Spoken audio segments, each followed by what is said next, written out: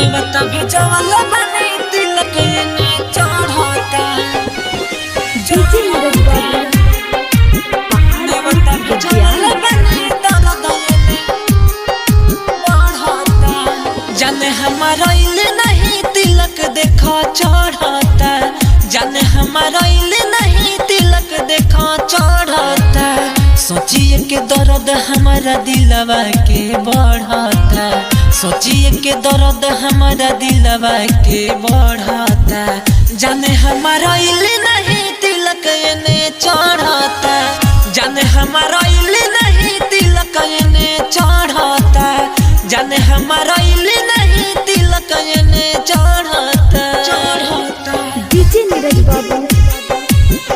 नेवता भेजवल बनी तिलक ने चढ़ता बढ़ता दर्द बढ़ता। Mix by Sneha recording studio Jamo Chand टोला। नेवता भेजवल बनी तिलक ने चढ़ता भावे अफसोस हमारा मंगिया तोहर ना भरनी लाखों से तम दिहनी दर्द तोहर ना हरनी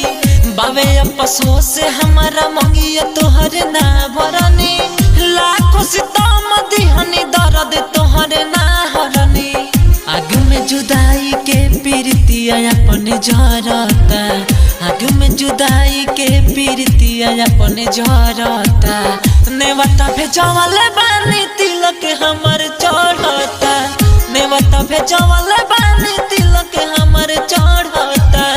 नेवता भेजवल बनी तिलक हमर चढ़ता डीजे नीरज बाबू पहाड़पुर गद्यानी। मिक्स बाय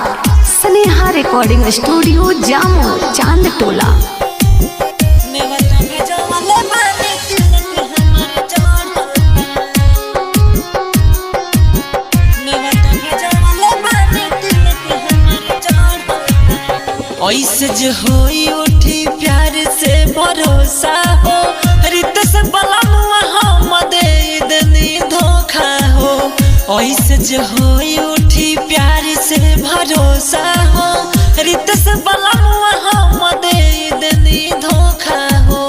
राहुल सुजीत बबलू जीवा हमारे डरता